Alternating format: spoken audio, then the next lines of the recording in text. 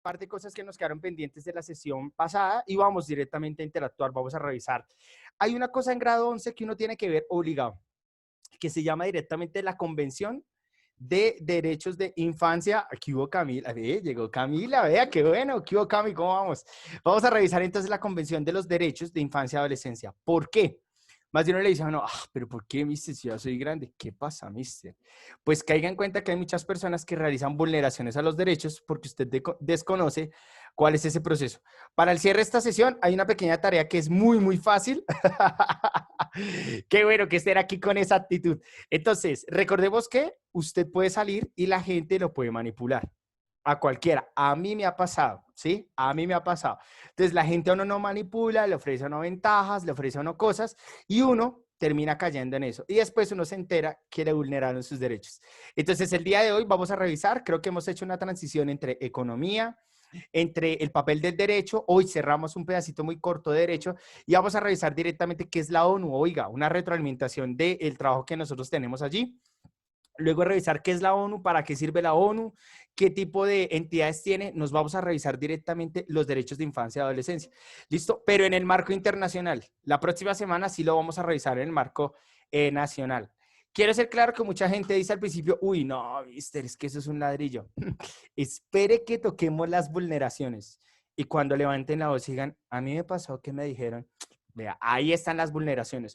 Usted, hay un problema bastante grande, ¿sí? Y es que cuando a un menor de edad le vulneran los derechos y no tiene esta información que vamos a ver hoy, va a creer que es natural que le vulneren los derechos. Por ejemplo, si a un chico de 14 años le dicen que como ya está grande y está alto y ya puede trabajar, entonces él ya es un hombre porque ya realmente está trabajando. Y él se cree que es un hombre y él se cree que porque tiene plata y para las mentas y los chitos, entonces ya soy grande. Pero en realidad le están vulnerando sus derechos, ¿sí? Entonces hay que revisar directamente en qué momento y cómo no lo dicen así, lleno de caramelo. No, Sebas, vea, usted es un bacán. Vea, Sebas, yo veo que usted está alto, que usted está grande. Sebas, ya es hora de trabajar. Vea, Sebas, usted trabaja, se gana el dinero y vea, hermano, usted ya tiene para comprarse lo suyo sin pedirle permiso a nadie. Sebas, lo están explotando, hermano. Saúl, hermano, lo van a explotar. Pero para llegar entonces a ese espacio vamos a entenderlo. O cuando le dicen, no, pues mira, pues yo soy mayor de edad, tú eres menor de edad, pero pues no sé, nos podríamos dar una oportunidad, nos podemos conocer y, hermano, explotación infantil, lo van a llevar. No, no caiga. Entonces, se va a dar cuenta de estos escenarios. ¿Listo? O cuando usted le empiezan a decir que hay algunas cosas que son delitos y en realidad no lo son. Entonces, lo vamos a revisar en este espacio. No sé, no más. Entonces, arrancamos entonces el rock directamente en este espacio y espero que se encuentre bien. Oiga, y sonríale a la vida. Oiga, no se baje de ánimo. ¿Listo? Entonces, arranquemos entonces esto que se llama Derecho Internacional y aportes a los derechos de infancia y adolescencia. ¿Qué hubo, Sebas? ¿Nos va a decir algo? Cuéntenoslo todo para iniciar. ¿Vamos bien o no? Listo, el hombre nos dice que todo bien. Dios mío, dale clic, clic, clic. Listo, arrancamos. Y es que, ojo con esto. Para iniciar entonces este viaje, el derecho consiste en tres reglas básicas. Oiga, mis abogados, mis abogadas, téngalo bien claro. Número 1, vivir honestamente. Número 2, no dañar a los demás. Y número 3, dar a cada uno lo que es suyo. No se le va a olvidar. Y hoy el país está convulsionado porque la justicia tiene un son bastante fuerte. Muy bien, entonces, cuéntamelo todo. Vamos a revisar entonces este escenario porque Ulpiano directamente ya nos dio la introducción. Entonces, ¿cuál es el objetivo del día de hoy? Comprender la influencia del derecho internacional en el contexto nacional bajo el panorama de los derechos, niños y niñas, a partir de la Convención de los Derechos de los Niños de 1990. Quiero ser claro que ese me fue un número. Listo, cuéntamelo todo. ¿Cómo vamos? A ver, ¿quién acaba de llegar entonces en este espacio? La gente llega y nos saluda. Tenaz. Tenaz, ¿qué hubo, Juan Pablo, hombre? ¿Cómo vamos? Por aquí, ¿quién más acaba de llegar? Vamos a revisar. ¿Qué hubo, Lombana, hombre? ¿Qué hubo, Silva? Listo, cuéntamelo entonces. Sí, ya estamos entonces más que preparados. Estefanía, ¿qué hubo, Steffi? ¿Cómo vamos? ¿Bien o no? Muy bien, entonces... Vamos a iniciar entonces en este espacio. Claro, aquí está. ¿Qué pasó? ¿Qué pasó? ¿No sonó? ¿Se le bajó el volumen? ¿Qué pasó con ese ánimo? Listo, entonces, ¿cómo vamos, Lombana? ¿Bien o no? Listo, entonces, vamos a iniciar. ¿Qué es este espacio? Un pequeño repaso de derecho a nivel nacional, porque usted necesita tener bien en cuenta ese referente, y luego nos vamos a ir a revisar el escenario internacional. La hora, mister, claro que sí, 3:11. Listo, cuéntamelo todo, ¿ya tenemos el objetivo? ¿Sí? ¿No? Cuéntamelo todo, muy bien, entonces, dale clic a este espacio, y es que la primera parada que realizamos nosotros es en Derecho Romano en Colombia. ¿Listo? Para realizar entonces un pequeño repaso de este espacio, derecho desde una perspectiva local. Aquí arrancamos en el marco local y luego vamos al internacional. Preguntas, inquietudes hasta el momento. ¿Vamos bien? ¿No vamos bien? ¿Alguien tiene alguna inquietud? ¿Todo va bien? Listo. Entonces vamos a revisar qué es esto del derecho romano en Colombia desde la perspectiva local, donde vamos a revisar entonces un pequeño repaso de algunas ramas del derecho que nos quedaron en el aire, pero no siendo más. Entonces, vamos a darle entonces clic a este espacio. Vamos a seguir entonces. La tarde está andando. Oiga, mister, ustedes ya tienen claro una cosa, ¿no? Derecho objetivo y derecho subjetivo. Espero que haya quedado clarísimo. Entonces, derecho objetivo no se le va a olvidar para entender derecho. Entonces, derecho objetivo son las reglas que yo le coloco a la sociedad. Y derecho subjetivo es lo que yo puedo hacer dentro de las reglas. ¿Listo? Ya todos hicimos el juego, el partido de la participación quedó bien ahí, porque espero que haya quedado claro. Pero en este espacio, entonces, vamos a revisar entonces cuáles son los tipos de derecho. Nosotros con nuestra abogada simplemente pudimos llegar hasta derecho laboral. La idea es revisar qué es esto del derecho procesal y tributario. Entender qué es derecho civil, mercantil e internacional y llegar directamente al derecho social, que es el derecho agrario y económico. Luego de entender esto, me meto directamente a derecho internacional a realizar la segunda retroalimentación. Entonces, tipos de derecho, ¿cuáles son? Derecho penal, que nosotros aquí jugamos un partidito espectacular, en donde aquí solamente se metió un gol, ¿no? Es como más bien como pobres de goles, ¿no? Entonces, observamos nosotros derecho penal, jugando con cuáles son esos delitos.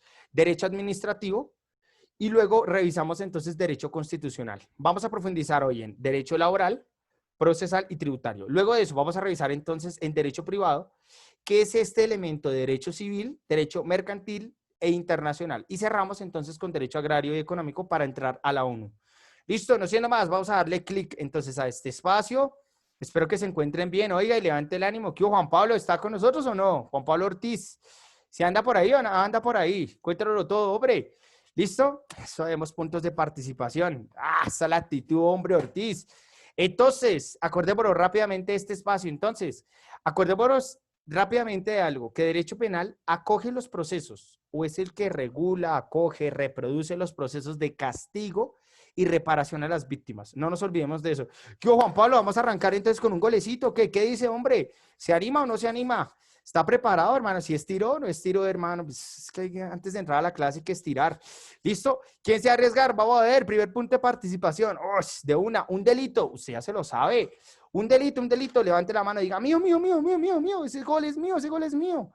¿Quién dijo yo? ¿Ya lo tiene? Un delito de derecho penal. ¿Ya lo tiene? ¡Oh, Nariño! Vamos con todo, hombre. Lo escuchamos rápidamente.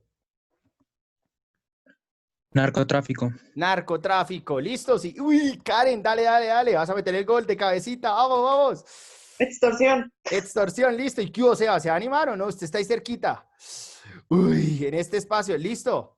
¿Qué hubo, Gardiazabal, hombre? Lo escuchamos. Falta un pase. Vamos, Gabriel. Robo y secuestro. Uy, pero ¿cómo se llama en derecho? ¿Se llama robo? ¿Se llama qué? ¿Sí se acuerda? Hurto. Hurto, perfecto, directamente. Uy, en este espacio, ¿qué hubo, Seba? ¿Se animan o no? Cuéntanoslo todo.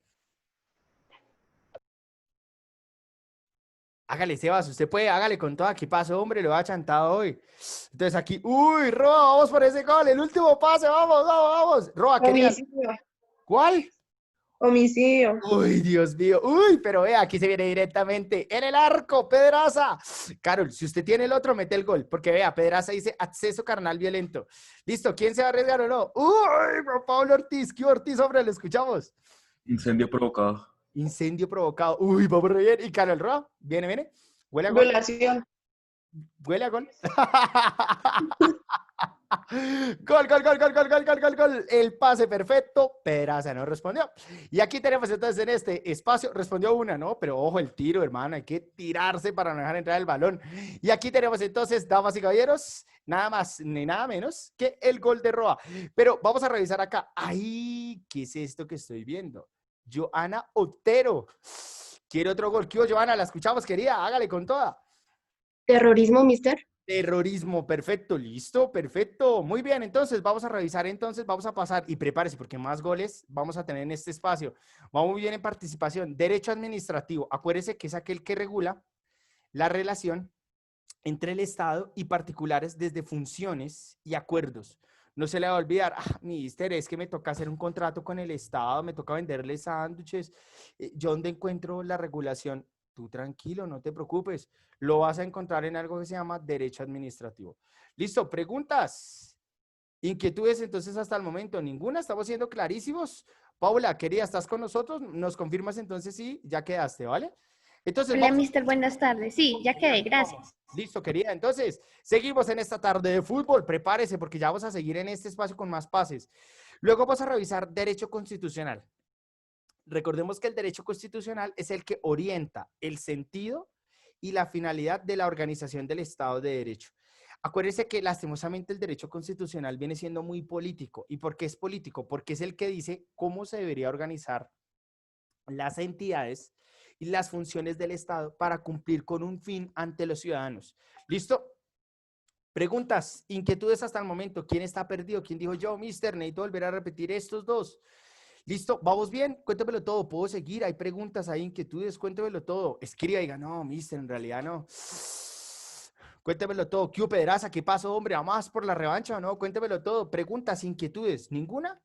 Listo, entonces, recuerde rápidamente, el derecho administrativo es el que regula la relación del Estado y los particulares y define dos cosas.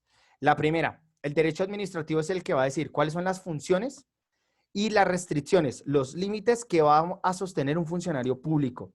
¿Listo? Y por eso el derecho administrativo es el que le da las reglas de juego a la hora de hacer un contrato entre un particular y el Estado. Mister, un ejemplo, si yo le voy a vender unos sándwiches deliciosos a la alcaldía de Chía, ¿quién es el que me regula el contrato? ¿Bajo qué referentes se construye ese contrato? Derecho administrativo.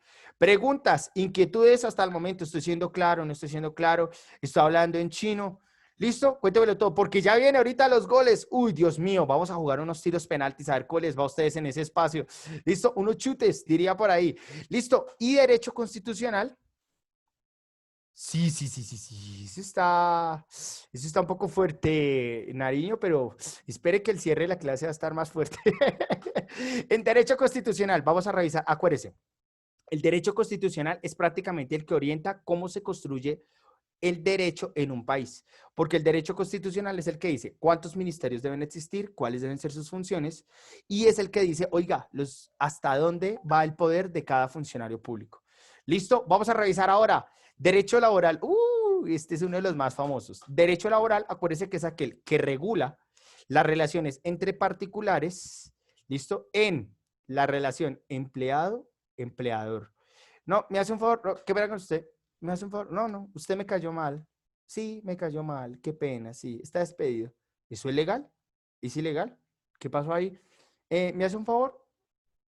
Venga, usted viene, trabaja, pinta la casa, trae su propia escalera, usted sube, pinta la fachada y ya no hay ningún problema. ¿Eso es legal? ¿Es ilegal? Mijito, vea, usted que es menor de edad, tranquilo, vea, yo le voy a dar la oportunidad. Usted viene, trabaja, le va bien, se lleva su platica y ayuda en la casa. ¿Legal o ilegal? Entonces, caiga en cuenta que el derecho laboral es el que regula. Número uno, ¿cómo se van a hacer los contratos? Número dos, acuérdese que en derecho laboral usted siempre debe tener acceso a la EPS, a la empresa promotora de salud, a una IPS, ¿listo? Institución promotora de salud. Y recuerde que usted debe tener acceso a pensión, a cesantías, a la aseguradora de riesgos laborales, porque si a usted le llega a suceder algo y usted no le están pagando eso, usted no tiene protección. El derecho laboral es uno de los que reglamenta qué condiciones debe sostener un contrato. Dos, el derecho laboral es el que le va a dar a usted las indicaciones y por eso usted se acordar de esta frase. Hoy, 4 de agosto, para el resto de su vida, código sustantivo laboral o código de trabajo. Entonces, caigan en cuenta que ahí están las reglas de juego, ¿sí? El horario, ¿cuál es el horario laboral? ¿Cuáles son los tipos de contrato que existen por prestación de servicios, contratos obra-labor? Todo eso se lo va a explicar el código sustantivo laboral o el código laboral para ser mucho más concreto. Ojo, usted va a salir a trabajar y usted lo pueden tumbar por ser menor de edad o hasta ahora cumplió los 18 o está con las 19, así que tranquilo. No, no, no, ojo. Siempre revise que tenga todas las condiciones porque el derecho laboral regula directamente estas condiciones. Ah, pero usted acaba de cumplir 18, trabaje para hacer plata. Sí, pero usted no tiene pensión, no tiene tampoco aseguradora de riesgos laborales y lo pusieron a cargar. Y si se jode la espalda, ¿quién le va a pagar? Entonces, caiga en cuenta que hay unas reglas de juego antes de. Listo, derecho procesal. Procesal, perdón. ¿Qué viene siendo el derecho procesal? Es el que regula el paso a paso que se debe desarrollar a la hora de aplicar los códigos sustantivos frente a un conflicto. Entonces, el código procesal le va a decir el proceso de radicación, el proceso de valoración, los tiempos. ¿Quién se lo va a enseñar a usted? El derecho procesal. ¿Listo? Ojo con eso. No, es que yo quiero colocar una demanda. Hay que leer el Código de Procedimiento Civil. ¿Por qué? Porque ahí le dice cuánto tiempo se debe demorar una demanda. Ahí le dice dónde usted la puede interponer. Ahí le dice el paso a paso. Entonces, derecho procesal lo que se preocupa es en ayudar a redactar unos manuales que dicen el paso a paso para aplicar los procedimientos de los códigos sustantivos para llevarlos a las cortes. Un ejemplo muy sencillo. Yo voy a demandar en estos momentos, oiga, Lombana, discúlpeme, pero yo voy a demandar a Lombana.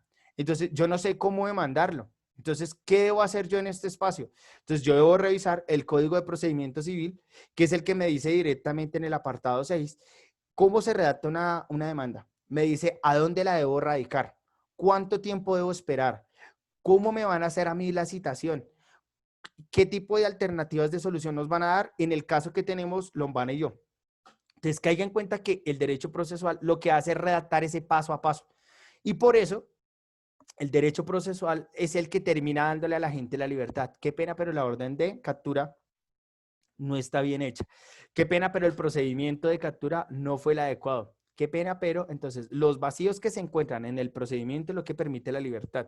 ¿Será que eso está pasando con Arias? Bueno, entonces, para cerrar, derecho tributario, ¿qué viene siendo? El derecho tributario es el que se encarga de la money, del dinero, porque el derecho tributario lo que se encarga es de cuánto dinero se le va a cobrar. A usted ya le llegó. ¿Se acuerda, Mancera, que usted me estaba comentando que eso es de derecho tributario? Que le llegaba directamente un impuesto y que luego le aparece la valorización y que yo quiero saber en quién van a invertir esa valorización, de quién se encarga, quién se encarga precisamente de revisar eso, todos los abogados que son tributarios. Entonces, hay que revisar porque todo aquel que la valorización, que el impuesto, todos ellos son del derecho tributario. Pero, mister, solamente se encargan del cobro de los impuestos, se encargan también de cómo lo van a invertir. Entonces, ojo con eso. No, mister, es que vea que aquí al apartamento llega una valorización, pero nos están pidiendo la plata. ¿Qué hubo? Pero le están diciendo a dónde van a destinar esa inversión o lo están dejando en el aire. Entonces, ojo con eso. No siendo más, entonces vamos a revisar ahora derecho privado. ¡Ja! En derecho privado, yo quiero ser claro que el derecho inicia en Roma y por eso este capítulo se llama Derecho Romano, porque en Roma lo primero que van a trabajar es derecho civil y son las relaciones entre particulares. ¿Qué quiere decir eso? Las compras y ventas que realizan entre ustedes, eso es competencia del derecho civil. El proceso de las herencias. No, mister, es que imagínense que la abuelita se murió. Entonces lo que vamos a hacer es, vamos a repartir los bienes. Entonces me voy con un abogado de civil. Es un abogado de derecho de familia. ¿Será que sí? Pero depende. Si dejó un testamento es derecho de familia. Si no lo dejó, es derecho civil. Entonces, caiga en cuenta que todos los procesos de herencias que no están estipuladas, que no están claras, es de derecho civil. Uy, mister, es que yo quiero comprar una casita en tierra caliente porque es que estudiar virtual con estos calores, con estos fríos da como duro. En tierrita caliente es como más chévere. Quiero comprar una casa, pero uy, me tocó comprarla por subasta. ¿Quién es el que le va a orientar frente a ese proceso? Derecho civil. Entonces, ojo porque todos los procesos de transacciones económicas, ¿sí? Que se realiza de un elemento a otro, todo ese proceso de respeto, por ejemplo, del espacio público, lo va a abordar es derecho civil. Ejemplo de derecho civil desde el marco comercial. Entonces, yo tengo aquí un local de ropa. Uy, al frente se me colocó el vendedor informal que vende las mismas pantalonetas que yo. Le pido el favor que se retire, tampoco. Y lo demandé. ¿Quién me va a atender directamente esa demanda? Derecho civil, porque es un conflicto entre particulares. Listo, preguntas, inquietudes hasta el momento, ninguna. ¿Estoy siendo claro? ¿No estoy siendo claro? ¿Quién tiene preguntas, inquietudes? Ve, tan tímido soy.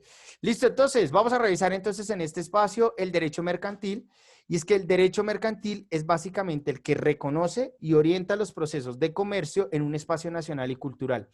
Ojo, porque derecho mercantil no solamente está regulando, por ejemplo, una compraventa, porque el caso de una compraventa lo atendería más el derecho civil, porque es un trato entre particulares cuando usted va a empeñar un objeto.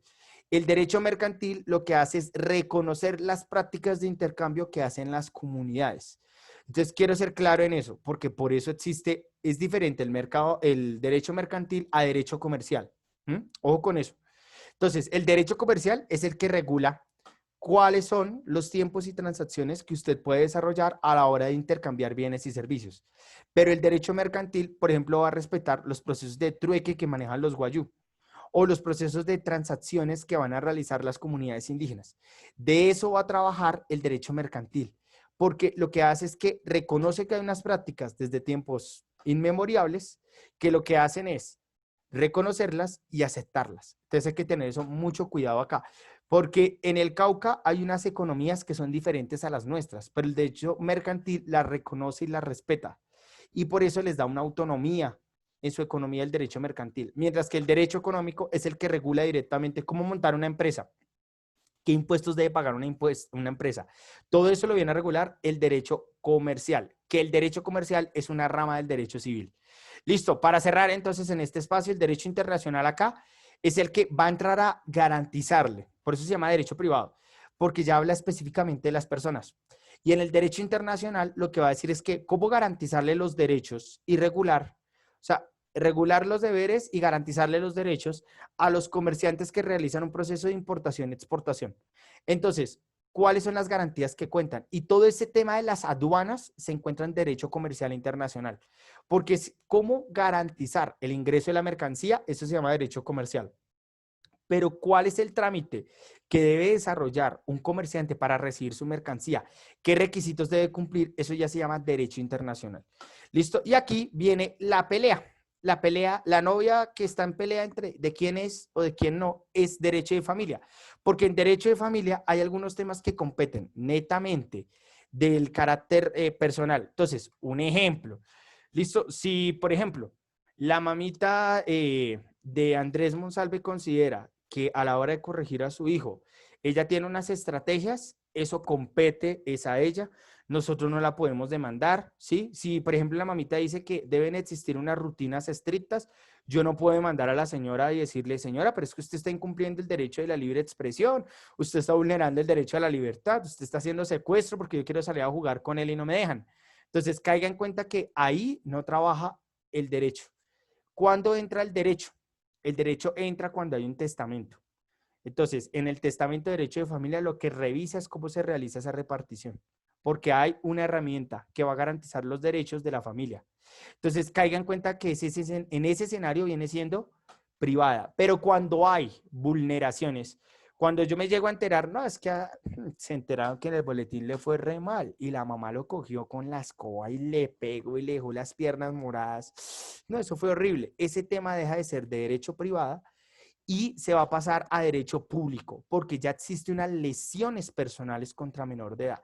No, es que mire que ese viejito está cuidando a la mamá, el señor tiene 63, la mamá tiene 94, y el señor, cuando la mamá molesta mucho, el señor lo que hace es pegarle a la señora. ¿Quién entra ahí? Derecho de familia, pero con las entidades públicas. ¿Listo? Muy bien, voy cerrando. Esto pasó volando. Listo, entonces, prepárese para más goles. A continuación, derecho agrario. El derecho agrario es prácticamente el derecho más difícil de este país. ¿Por qué lo digo que es difícil? Uno pensaría que es penal y no. Porque el derecho agrario lo que hace es garantizar la propiedad de la tierra. Entonces, ¿cómo hacemos para validar que esa tierra es suya y cuál es el proceso de legalidad? En eso trabaja derecho agrario. el derecho agrario también tiene un dolor de cabeza que se llama la distribución de los baldíos. ¿Qué es un baldío? Un baldío es una tierra que no tiene dueño. Entonces, vamos a encontrar ahí el problema de a quién acuñarle, a quién darle ese baldío y cómo lo debe explotar. Entonces, tenemos unos problemas muy ambiguos en el derecho agrario. Y por último, es el que realiza una orientación de cómo se debería realizar un proceso de producción y qué responsabilidades tienen. Pero el derecho agrario en la práctica se acaba porque todos creo que alguna vez que hemos ido a un municipio en cosechas se han dado cuenta de una u otra manera que cuando salen los campesinos con la cosecha, los dueños de los camiones son los que le terminan dando el precio que ellos quieren a las mercancías. Entonces ahí es cuando el derecho agrario no tiene la posibilidad de cubrir y de reglamentar eso. ¿Sí? Más allá de denunciarlo, pero no puede hacer mayor cosa. Y el mayor problema de derecho agrario está en la restitución de tierras. Entonces, vamos a encontrar un ejemplo, que Alcalá, a Camila y qué sé yo, a Gabriel y a Carol, los desplazaron de sus tierras por la influencia de los paramilitares. Y ahora vamos a encontrar que cuando ellos regresan a su lote, a sus tierritas, van a encontrar que está lleno de palmas de cera. Entonces, es una empresa la que se aprovechó del desplazamiento de ustedes cuatro, la que nombró que esos títulos no tenían ninguna escritura, porque la gente vivía ahí, pero nunca tuvo una titulación. Por eso me hace un favor. Cuando usted coja una casa, me hace el favor y debe firmar una escritura. En ningún momento debe ser, ay, porque yo soy el hijo, esto es mío. No, debe haber escritura. Debe estar consolidado por notaría, porque ese es el problema. Entonces llegan ellos cuatro a reclamar sus tierras, pero hay una empresa que tiene tremendas matas ahí sembrado y hay uno que hace. Entonces, el derecho agrario es el que hace directamente este proceso de restitución de tierras, pero es muy complejo porque en este país la tierra es un motivo de conflicto. Y para cerrar este espacio está derecho económico, que el derecho económico pertenece a la rama del derecho social y lo que hace es regular la intervención del Estado en la economía para que ninguno de los dos le vaya a imponer. Porque vamos a tener al Estado no solamente como garante de las relaciones con la economía, sino participante. Entonces, voy a colocar un ejemplo. Vamos a tener una venta de acciones de Ecopetrol y ahí el Estado es el que está vendiendo, económicamente hablando, una parte de su empresa y cómo va a regular directamente la propia venta de su empresa y cómo se va a entender con la economía para no realizar un proceso de chantaje. Entonces, ¿quién regula eso? Lo regula el derecho económico. ¿Quién regula un tratado de libre comercio? Derecho económico. Derecho social con énfasis en económico. Pero bueno, mister, y entonces, esto viene siendo nada más ni nada menos que derecho, nada más ni nada menos que derecho a nivel nacional. No siendo más, vamos a revisar la hora, son las 3:33, y ahora sí vamos a revisar entonces este espacio del derecho internacional, que es algo que nosotros dejamos, nada más ni nada menos, que el día de ayer. ¿Qué habla el derecho internacional? El derecho internacional habla directamente desde la revista de Derecho de la Universidad Externado de Colombia, la edición de mayo-agosto. Nos va a presentar las orientaciones del abogado y tratadista estadounidense Weiler J. H. Y es que, ¿qué es lo que él nos va a decir? Preguntas, inquietudes hasta el momento. ¿Ninguna? ¿Estamos siendo claros? Listo. Entonces, vamos a revisar entonces qué es esto del derecho internacional. El derecho internacional son esos acuerdos que se van a presentar entre países. Pero entonces está la retroalimentación. Y es que en la actividad yo le pedía que usted revisara en el texto cómo ha evolucionado el derecho internacional. Entonces, los acuerdos entre países arrancan desde el siglo XX, porque como lo dice el autor, que desde 1900 hasta 1910, en esa primera década, los tratados binacionales fueron sobre temas fronterizos. O sea, el derecho internacional como tal no existía. No habían unas entidades internacionales, no existían. Por eso el derecho local era una interpretación propia y era lastimosamente a lo que conviene al Estado de Derecho. Entonces, luego vamos a observar que a mediados del siglo XX, de 1950 a 1960, es en donde va a empezar a nacer la ONU, en 1948. Realmente es en el 42, pero se consolida en el 48. Y luego vamos a observar nosotros que del 50 al 60 se van a construir convenciones para la consolidación de los derechos humanos. Y por último, vamos a tener entonces que de 1990 a el nuevo siglo que estamos viendo, que es el siglo XXI, nosotros vamos a revisar que hay un surgimiento de acuerdos económicos y regionales que ya no son solamente de un carácter internacional mundial, sino más regional. Y eso va a llevar a un proceso donde el Fondo Monetario Internacional, donde el Banco Mundial y la Organización Mundial del Comercio van a empezar a participar para ayudar al progreso de las regiones. Entonces, aquí es en donde la última década vamos a encontrar una intervención más fuerte de entes internacionales a nuestras economías. Y el derecho internacional va a ser mucho más económico. Entonces, vamos a tener la Mercosur, vamos a encontrar la Alianza del Pacífico, vamos a encontrar la creación de la Unión Europea, vamos a sostener entonces la alianza de los países del Pacífico, pero que viene siendo los países que comparten el Océano Pacífico con Asia y con América. Entonces, caiga en cuenta que el derecho internacional ha venido evolucionando frente a ese tema. Voy a hacer entonces una pequeña parada para ya ir directamente a nuestra actividad, en donde vamos a observar la creación de la Organización de las Naciones Unidas, que es una respuesta directamente frente a una polarización que sostiene el mundo entre, vamos a encontrar nada más ni nada menos que a una China que es comunista, vamos a encontrar entonces a una Rusia que es totalmente comunista, y en 1942 inicia ese deseo por reunir a todas las naciones para generar una entidad que pueda tener presencia en todo el mundo y que pueda llegar a regular el cumplimiento de los derechos humanos. Es así que vamos a encontrar que la organización internacional se va a convertir en la ONU, la Organización de Naciones Unidas, en donde ya vamos a observar que en 1945 va a empezar a realizar su trabajo. Pero, ¿cuál es el fin de la ONU? Garantizar el cumplimiento de los derechos humanos sin importar la nación. Listo, cerramos. Oiga, ¿qué entidades pertenecen a la ONU? Aquí describimos las más generales. La Asamblea Nacional, que le llamarían en este espacio, que es internacional, en donde hay una deliberación sobre las problemáticas de carácter internacional y cómo la actividad de un país puede afectar a otros.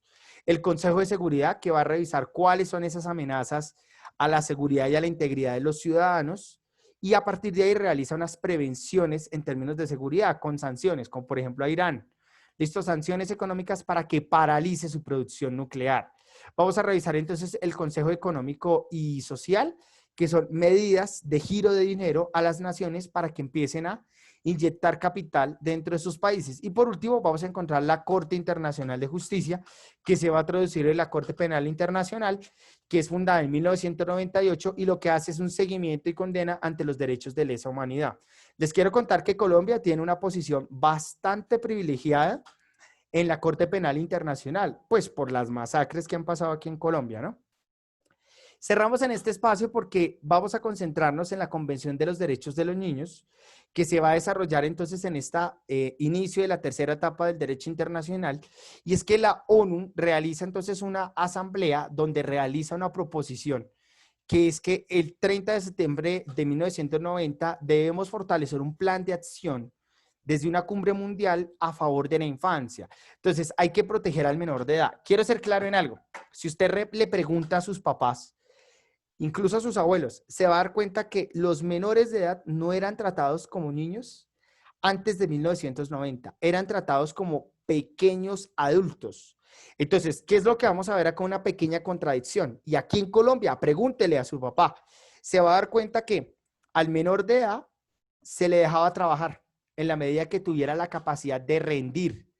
Usted va a encontrar que no hay una restricción hacia el consumo de bebidas alcohólicas a los menores de edad. Entonces usted va a observar que en los años 80 usted va a ver a menores de edad mendigando y los va a encontrar usted también a esos menores de edad en un proceso de consumo. No solamente de licor, sino de estupefacientes. Un ejemplo, la vendedora de rosas. Entonces, caiga en cuenta que cuando llega la década de los 90 y la participación de los niños en el sicariato, que eso es espectacular en el caso colombiano, esta cumbre lo que nos va a mostrar es que tenemos que generar un reconocimiento y protección a las vulneraciones de los menores de edad. Porque en la década de los 80, los niños eran tratados de su infancia, solamente hasta la primaria. Pero entonces, después de la primaria, era prácticamente opcional si seguía el bachillerato o no. O sea, lo que usted está viviendo ahorita en grado 11 es una revolución de hace 30 años. De lo contrario, si hubiéramos seguido sin esta convención, muchos de ustedes en tiempos de coronavirus estarían en estos momentos trabajando. Entonces, quiero ser claro en este escenario Porque la convención va a realizar una protección y no solamente del carácter laboral, sino de diferentes elementos del menor. La explotación sexual, mujeres embarazadas a los 16 años, ¿listo? A los 14 años ya en un ejercicio de prostitución. Vamos a encontrar entonces a menores de edad mendigando. Vamos a encontrar vulneraciones como, me hace un favor, usted no tiene derecho a hablar en este espacio porque aquí los adultos son los que mandan. No existe un derecho a elegir una orientación sexual, no existe una orientación frente a qué es lo que quiere estudiar, no existe la posibilidad de educación. Sí y solo sí no se hubiera dado la Convención sobre los Derechos de los Niños. Entonces, muchos de ustedes están viviendo el cumplimiento de estos derechos, pero también están viviendo el problema de pequeñas vulneraciones. Por eso, insisto, es necesario entenderlo, porque en un ejercicio cuando usted va a salir, muchos de ustedes van a salir siendo menores de edad. Sin importar la nacionalidad, usted va a estar protegido por esta Convención de los Derechos, porque hay muchas vulneraciones. Ah, pero es que mire, ya está grande. Mire, es más alto que yo. Ya está grande. Usted puede ser más alto, pero si su edad dice otra cosa, usted está protegido por los derechos. Así que, ¿qué vamos a realizar entonces en este espacio para ya llegar entonces a nuestro cierre? Lo que vamos a realizar es este proceso. Vamos a revisar entonces cuáles son esos derechos, qué es lo que se protege en la convención, porque quiero ser claro, lo que quieren hacer en este espacio es proteger al menor de edad desde diferentes espacios. Al finalizar, yo creo que hacia las 5 de la tarde, voy a colocar entonces un foro que va a estar dispuesto una semana para que usted mencione 10 derechos y vulneraciones hacia los niños, niñas y adolescentes. Hay un problema enorme, quiero ser muy honesto. Ya me pasó, lo estoy viviendo en un colegio donde tenía un jugador de fútbol buenísimo. Ese tipo era un crack. Pero la escuela, a la hora de patrocinarlo y de hacer entrenamientos, estaba ejecutando una explotación infantil, laboral infantil. Pero todos lo aplaudían porque era el deportista.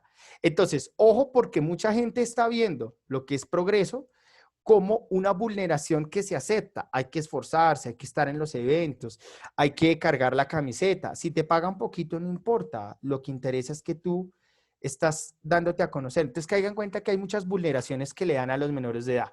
Entonces, ¿qué vamos a hacer? Vamos a realizar una revisión del texto que se llama la Convención sobre los Derechos de los Niños, un aniversario de 30 años que está como pan caliente, salió hace menos de 6 meses, no más, salió en diciembre del 2019. Y es que ¿qué es lo que hay que hacer? En el foro usted me va a contar 10 derechos y 10 vulneraciones hacia los menores de edad. Y quiero ser claro, porque ya comparando el texto, la gente cree que son los más generales y no, muchos están en casa. Quiero ser claro en este espacio. Muy bien, entonces me voy a dirigir entonces a este espacio. Vamos a revisar algunos, vamos a dar ejemplos para dar puntos de participación. Me confirman entonces si están en estos momentos observando el documento. Si lo están observando, si no lo están observando, sí o no. Este documento yo lo dejé. Vital, usted no puede salir, hombre Juan Pablo, muchas gracias. Usted no puede salir de un grado 11 sin reconocer sus derechos. Y así usted diga que es que en un mes cumplo los 18, usted necesita saber qué derechos tiene. Porque en la sociedad en la que estamos, en la que la crisis está aumentando, donde la pobreza aumenta, la desigualdad aumenta, vulnerar derechos es la solución para satisfacer cualquier necesidad. Entonces, esté muy atento de cuáles son esos derechos. ¿Listo? Ojo con eso. Venga, esa es la actitud. Listo, entonces arranco. Voy simplemente a revisar a tiempo muy poquitos. Voy a revisar solamente 10. A tiempo. Quiero ser claro. Pero ya soy grande. La convención dice, la definición del menor de edad aplica hasta los 18 años. 18 años. Existen legislaciones como la estadounidense en la cual le respetan los 18 años, pero la sociedad realiza la entrega de una documentación oficial hasta los 23 años. Entonces, ojo con ese proceso. ¿Listo? Porque no en todos los países se reconoce la mayoría de edad a los 18. Entonces hay que entender, es que me voy a ir a Estados Unidos y que yo ya soy mayor de edad. Sí, claro, pero para la legislación de ese país, usted no es mayor de edad. Entonces, téngalo en cuenta en ese escenario.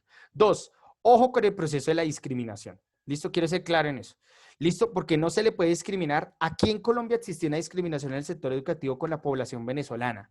Y quiero ser claro que eso es ilegal. Porque aquí, sin importar la ciudadanía, todos tienen derecho a ingresar al sistema educativo.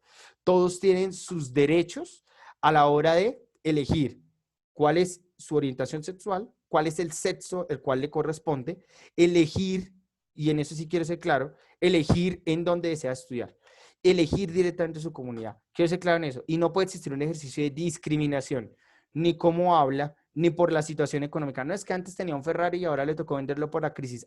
Usted está ejecutando un ejercicio de discriminación. Y aquí ya hablamos de multas, que es de mucho dinero. Entonces hay que tener en cuenta eso. ¿Listo? Yo no me puedo burlar a una persona que tenga una discapacidad. Eso es imposible, ni tampoco por la familia, ni por el apellido, nada, ni por los padres que tengan. Es que los papás entraron a la cárcel. Es problema de los papás, no es problema de él, así que yo no lo puedo discriminar. Entonces, ojo con eso. El interés superior del menor de edad.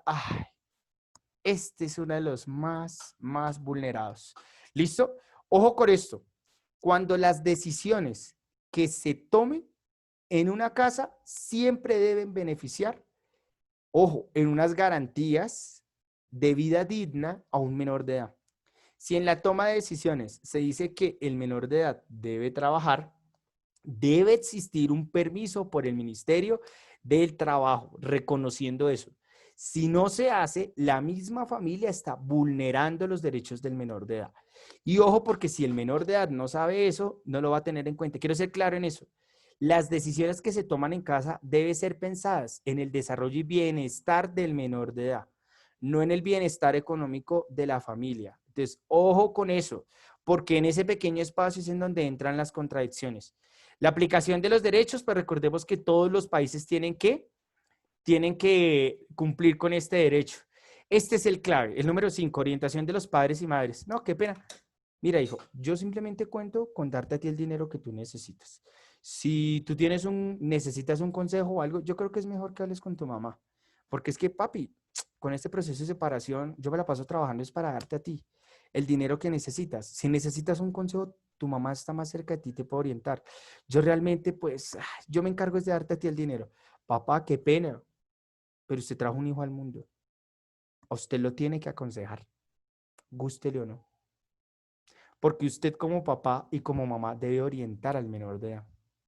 Usted no puede aquí hacerse el desentendido. Hable con su abuela. Usted lo tiene que orientar. Si los papás no orientan a sus hijos, estamos en una vulneración, en un incumplimiento. Porque el derecho, mire, cuando se es papá y mamá, hay que orientar a los hijos. Si no se hace, tenemos una vulneración. Qué pena, pero yo me encargo de girarle a usted el dinero. Mire a ver usted cómo hace. Usted ya está alto, sí, pero no tiene los 18. Así que tiene que usted cumplir con el ejercicio de orientar. Si usted no orienta, está realizando un proceso de vulneración.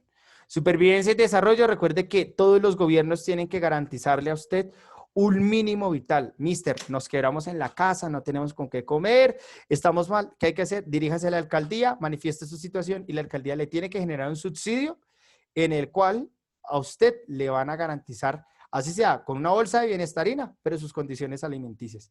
Entonces, ojo, porque la responsabilidad frente a la supervivencia y desarrollo no es solamente la familia, también el Estado, y no solamente la presidencia, sino también los otros entes territoriales. En su alcaldía, usted puede tocar la puerta, porque si usted tenía el apartamento estrato 5, pero si se quebró y no hay dinero, lo que hay que hacer es toque la puerta y como hay menores de edad, existe una prelación hacia ellos sin importar el estrato. Entonces tenga bien en cuenta este ejercicio. Vamos adelantándonos en este espacio. Usted tiene derecho a un nombre y a una nacionalidad. Quiero ser claro en eso. Que no pase lo de Palestina o lo de Israel. Listo, que le van a desconocer entonces dónde usted nace. No. De igual manera, quiero ser claro y quiero darle este parte de tranquilidad. Si usted se llega a enfermar y no tiene en estos momentos una afiliación a un sistema de salud, porque es que despidieron a mi mamá por la crisis, tranquilo. Usted el sistema de salud lo puede atender totalmente gratis porque usted es menor de edad. Entonces, ojo con eso. ¿En cualquier hospital? Sí, en cualquier hospital. ¿Y la cuenta quién la asume? La asumiría directamente el Estado. ¿Listo? ¿Por qué? Porque usted, al ser inscrito como ciudadano colombiano o tener una tarjeta, un permiso de residencia, a partir de esto que se llama el pasaporte, que usted lo reciben entonces en un país, usted tiene atención en el sistema público. Mister, es que me da miedo enfermarme. Tranquilo. ¿Y dónde me van a atender? Tranquilo. A usted lo atiende en un hospital clínico. Quiero ser claro en eso. Listo. El derecho a la educación, usted también lo puede obtener en cualquier espacio. Mister, es que si yo soy ciudadano venezolano, ¿yo puedo entrar a la universidad pública colombiana? Claro que sí, usted lo puede hacer. No existe un ejercicio de discriminación por su nacionalidad. Falte de preocupación. ¿Usted tiene derecho a estar en un parque? Bueno, después de la cuarentena, claro que sí, sin sostener esa restricción. Yo sé, claro, claro, por tiempo, ¿no? Dígame, Santiago, lo escuchamos antes de llegar a identidad y separación de padres. Lo escucho, Santiago. Santiago, hágale. Santiago.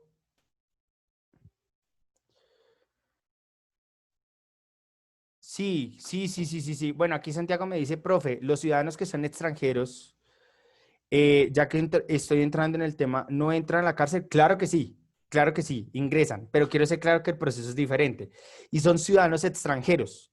Entonces, quiero ser claro en esto. Si tengo un menor de edad que es de otra nacionalidad, quiero ser claro, y es encontrado infraganti o después de un proceso de investigación, se detecta que este ciudadano extranjero está delinquiendo en un espacio territorial, se hacen dos cosas. Primero, se le priva de la libertad y va directamente a algo que se va a conocer como una URI, una unidad de reacción inmediata. Y en la URI se le va a privar de la libertad y se le va a llevar este caso directamente a un juez de garantías. ¿Qué hace el juez de garantías, Santiago? Va a revisar cuál es el material probatorio, a qué lo están a qué delito se está siendo sindicado desde el Código Penal y a partir de ahí se revisa si paga la condena en el escenario nacional de acuerdo a los tratados internacionales o en efecto se realiza un proceso de extradición del extranjero. Quiero ser claro en eso. ¿Listo? Sí y solo sí, en el caso de narcotráfico, un ejemplo, un ciudadano israelí es tomado aquí en el aeropuerto El Dorado, es tomado con 3 kilos. ¿Qué es lo que se hace directamente con él? De inmediato, se le procesa, ese es el material probatorio y se va para la picota, para la modelo o se va a recorrer el país con los diferentes centros penitenciarios. Entonces, ojo porque es también, de acuerdo al delito, si se realiza un proceso de encarcelamiento en el escenario nacional o en efecto si se realiza un proceso de extradición. ¿Listo? Ok, entonces, para cerrar este espacio, la separación de los padres, claro, es legal, no hay ningún problema, la gente se puede separar, pero ambas partes tienen que mantener contacto y realizar un pago de las cuotas al menor de edad. Esas se llaman cuotas de manutención. Y eso lo dice el número 9. Quiero ser claro, esto no es que me lo invento yo, que es el Código de Infancia y Adolescencia, está acá. Por último, la reunión de en familia, usted tiene derecho a reunirse directamente con su familia, incluso en casos de cuarentena en donde mi familia está separada, yo quiero estar un tiempo entonces con mi mamá y con mi papá, es legal, pero debe estar notificado, debe estar informado con las entidades que están pendientes de este escenario. No siendo más, les voy a dejar entonces en el documento, este documento lo voy a dejar en la plataforma para que usted revise los demás derechos, para que usted se dé cuenta que pueden existir vulneraciones muy de la cotidianidad y para que usted responda el foro. No siendo más, les envío un abrazo enorme. Cuídense muchísimo. Me encantaría verlos en persona para que nos tomemos un tintico, soltemos la risa y para que revisemos que en un mundo de caos sí existen los derechos y existen muchas posibilidades. Así que para adelante. Que les vaya muy bien. Un abrazo enorme. ¿Qué hubo? Claro, Juan Pablo, hágale, yo lo espero. No se preocupe. ¿Listo? Cuídate mucho, Laura, que le va muy bien. Claro, Juan Pablo, no hay ningún problema, hombre. Si usted desea escribirme, bien, aquí me están haciendo una pregunta sobre el proceso de Álvaro Uribe. Bien, la Corte hasta el momento hizo una orden, pero para ejecutarla se depende de derecho procesual, porque hay que revisar cuál es el material probatorio que está apoyando directamente la sentencia que sostiene la Corte. Por el momento, como se expidió esta orden de privación de la libertad, pero que es domiciliaria por el momento, porque desde ahí es cuando entra el derecho procesual, a revisar qué criterios sostiene el juez para revisar el material probatorio y generar ese juzgamiento.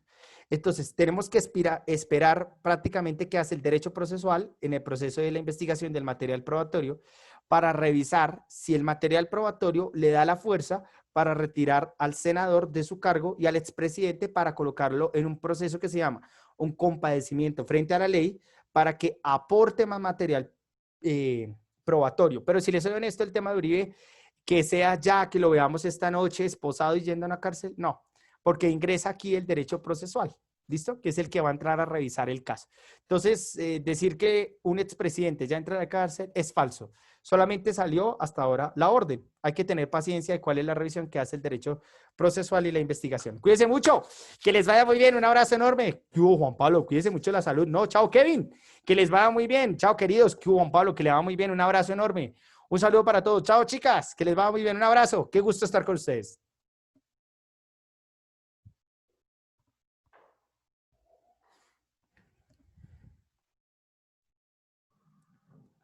Claro, Juan Pablo, hombre, usted me escribe con muchísimo gusto. Chao, Joana, querida, que te vaya muy bien.